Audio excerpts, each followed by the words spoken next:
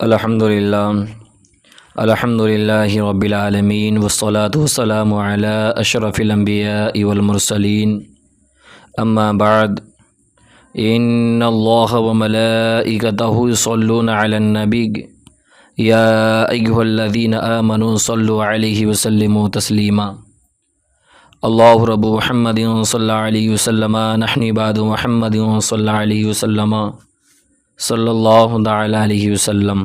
تو آج کا درس سیرت مصطفیٰ صلی اللہ تعالی علیہ وسلم صفحہ نمبر 87 سے میں آپ کی خدمت میں پیش کروں گا۔ تو چلیں سماعت کرنے سے پہلے اچھی نیتیں کر لیں۔ حضور کی حدیث پاک ہے، نیت المؤمن خیر من عملی، یعنی مسلمان کی نیت اس کے عمل سے بہتر ہے۔ میں بھی اچھی نیت کرتا ہوں اللہ کی رضا حاصل کرنے کے لیے میں آج کا درس آپ سب کی خدمت میں پیش کروں گا، اور آپ سبھی کا ہمارے YouTube channel Barkati online academy سے جڑنے کے لیے آپ کا بہت بہت شکریہ۔ میں تہہ دل سے آپ سب کا استقبال کرتا ہوں۔ تو چلیں سماعت کریں۔ تیسرا باب، اعلان نبوت سے پہلے کے کارنامے۔ جنگ فجار۔ اسلام سے پہلے عربوں میں لڑائیوں کا ایک طویل سلسلہ جاری تھا، اور انہی لڑائیوں میں سے ایک مشہور لڑائی جنگ فجار یا فجار کے نام سے مشہور ہے۔ عرب کے لوگ ذوالقعدہ، ذوالحجہ، محرم اور رجب ان 4 مہینوں کا بے حد احترام کرتے تھے، اور ان مہینوں میں لڑائی کرنے کو گناہ جانتے تھے، یہاں تک کہ عام طور پر ان مہینوں میں لوگ تلواروں کو نیام میں رکھ دیتے اور نیزوں کی برچھیاں اتار لیتے تھے۔ مگر اس کے باوجود کبھی کبھی کچھ ایسے ہنگامی حالات درپیش ہو گئے کہ مجبوراً ان مہینوں میں بھی لڑائیاں کرنی پڑیں، تو ان لڑائیوں کو اہل عرب گناہ کی لڑائیاں کہتے تھے۔ سب سے آخری جنگ فجار جو قریش اور قیس کے قبیلوں کے درمیان ہوئی، اور اس وقت حضور صلی اللہ علیہ وسلم کی عمر شریف 20 برس کی تھی۔ چونکہ قریش اس جنگ میں حق پر تھے، اس لیے ابو طالب وغیرہ اپنے چچاؤں کے ساتھ آپ صلی اللہ علیہ وسلم نے بھی اس جنگ میں شرکت فرمائی، مگر کسی پر ہتھیار نہیں اٹھایا، صرف اتنا ہی کیا کہ اپنے چچاؤں کو تیر اٹھا کر دیتے رہے، اور اس لڑائی میں پہلے قیس پھر قریش غالب آئے، اور آخر کار صلح پر اس لڑائی کا خاتمہ ہو گیا۔ حلف الفضول۔ روز روز کی لڑائیوں سے عرب کے سینکڑوں گھرانے برباد ہو گئے تھے، ہر طرف بدامنی اور آئے دن کی لوٹ مار سے ملک کا امن و امان غارت ہو چکا تھا۔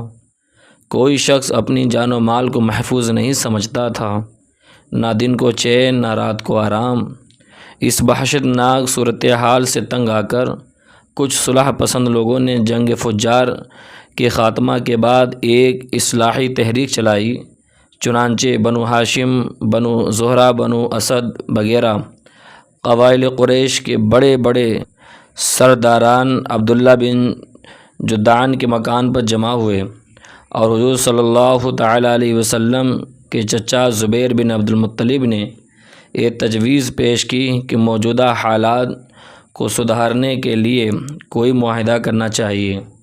چنانچہ خاندان قریش کے سرداروں نے بقائے باہم کے اصول پر جیو اور جینے دو کے قسم کا ایک معاہدہ کیا، اور حلف اٹھا کر عہد کیا کہ ہم لوگ ملک سے بے امنی دور کریں گے، مسافروں کی حفاظت کریں گے، غریبوں کی امداد کرتے رہیں گے، اور مظلوم کی حمایت کریں گے، اور کسی ظالم یا غاصب کو مکہ میں نہیں رہنے دیں گے۔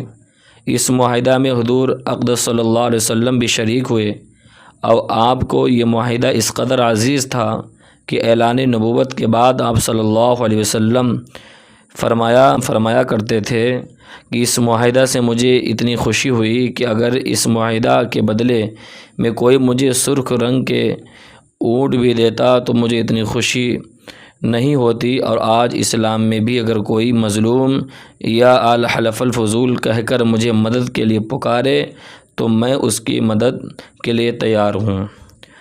اس تاریخی معاہدہ کو حلف الفضول اس لیے کہتے ہیں کہ قریش کے اس معاہدہ سے بہت پہلے مکہ میں قبیلہ جرہم کے سرداروں کے درمیان بھی بالکل ایسا ہی ایک معاہدہ ہوا تھا۔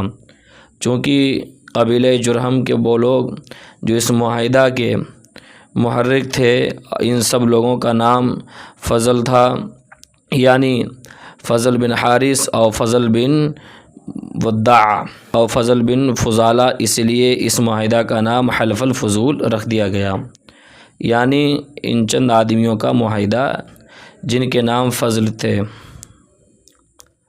ملک شام کا دوسرا سفر۔ جب آپ صلی اللہ علیہ وسلم کی عمر شریف تقریباً 25 سال کی ہوئی تو آپ کی امانت و صداقت کا چرچا دور دور تک پہنچ چکا تھا۔ حضرت خدیجہ رضی اللہ تعالیٰ عنہا ملک کی ایک بہت ہی مالدار عورت تھیں۔ ان کے شوہر کا انتقال ہو چکا تھا۔ ان کو ضرورت تھی کہ کوئی امانت دار آدمی مل جائے تو اس کے ساتھ اپنی تجارت کا مال و سامان ملک شام بھیجیں۔ چنانچہ ان کی نظر انتخاب نے اس کام کے لیے حضور صلی اللہ علیہ وسلم کو منتخب کیا اور کہلا بھیجا کہ آپ صلی اللہ علیہ وسلم میرا مال تجارت لے کر ملک شام جائیں۔ جو معاوضہ میں دوسروں کو دیتی ہوں، آپ صلی اللہ علیہ وسلم کی امانت و دیانت داری کی بنا پر میں آپ کو اس کا دوگنا دوں گا۔ حضور صلی اللہ علیہ وسلم نے ان کی درخواست منظور فرما لی اور تجارت کا مال و سامان لے کر ملک شام کو روانہ ہو گئے۔ اس سفر میں حضرت خدیجہ رضی اللہ تعالیٰ عنہا نے اپنے ایک معتمد غلام میسرہ کو بھی آپ صلی اللہ علیہ وسلم کے ساتھ روانہ کر دیا تاکہ وہ آپ کی خدمت کرتا رہے۔ جب آپ صلی اللہ علیہ وسلم ملک شام کے مشہور شہر بصرہ کے بازار پہنچے تو وہاں نستورہ راہب کی خانقاہ کے قریب ٹھہرے، اور نستورہ میسرہ کو بہت پہلے سے جانتا پہچانتا تھا۔ حضور صلی اللہ علیہ وسلم کی صورت دیکھتے ہی نستورہ میسرہ کے پاس آیا اور دریافت کیا کہ اے میسرہ، یہ کون شخص ہیں جو اس درخت کے نیچے اتر پڑے ہیں؟ تو میسرہ نے جواب دیا کہ مکہ کے رہنے والے ہیں اور خاندان بنو ہاشم کے چشم و چراغ ہیں، اور ان کا نام نامی محمد اور لقب امین ہے۔ تو نستورہ نے کہا کہ سوائے نبی کے اس درخت کے نیچے آج تک کبھی کوئی نہیں اترا، اس لیے مجھے یقین کامل ہے کہ نبی آخر الزماں یہی ہیں، کیونکہ آخری نبی کی تمام نشانیاں جو میں نے توریت و انجیل میں پڑھی ہیں وہ سب میں ان میں دیکھ رہا ہوں۔ کاش میں اس وقت زندہ رہتا جب یہ اپنی نبوت کا اعلان کریں گے، تو میں ان کی بھرپور مدد کرتا اور پوری جانثاری کے ساتھ ان کی خدمت گزاری میں اپنی تمام عمر گزار دیتا۔ تو اے میسرہ، میں تم کو نصیحت اور وصیت کرتا ہوں کہ خبردار ایک لمحہ کے لیے بھی تم ان سے جدا نہ ہونا اور انتہائی خلوص و عقیدت کے ساتھ ان کی خدمت کرتے رہنا، کیونکہ اللہ تعالیٰ نے ان کو خاتم النبیین ہونے کا شرف عطا فرمایا۔ سبحان اللہ۔ حضور اقدس صلی اللہ علیہ وسلم بصرہ کے بازار میں بہت جلد تجارت کا مال فروخت کر کے مکہ مکرمہ واپس آ گئے۔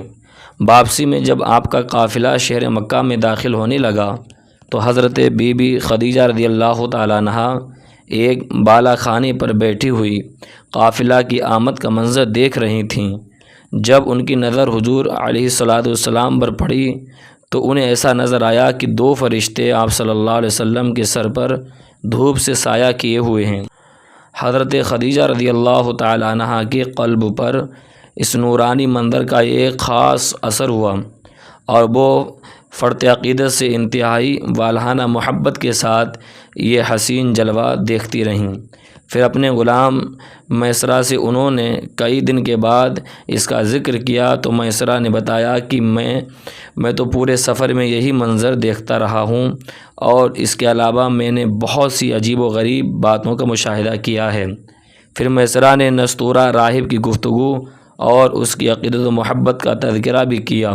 یہ سن کر حضرت بی بی خدیجہ رضی اللہ تعالی عنہا کو آپ سے بے پناہ قلبی تعلق اور بے حد عقیدت و محبت ہو گئی، اور یہاں تک ان کا دل جھک گیا اور انہیں آپ صلی اللہ علیہ وسلم سے نکاح کی رغبت ہو گئی۔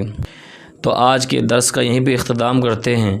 اب انشاءاللہ اس کے آگے آپ صلی اللہ علیہ وسلم کا جو نکاح حضرت خدیجہ رضی اللہ تعالیٰ عنہ سے ہوا، میں آپ سب کی خدمت میں پیش کروں گا۔ گزارش ہے آپ سبھی حضرات سے، جن حضرات نے ابھی تک ہمارا YouTube channel Barkati online academy کو سبسکرائب نہیں کیا وہ سبسکرائب کر دیں۔ مجھے دعاؤں میں یاد رکھیں۔ السلام علیکم ورحمۃ اللہ وبرکاتہ۔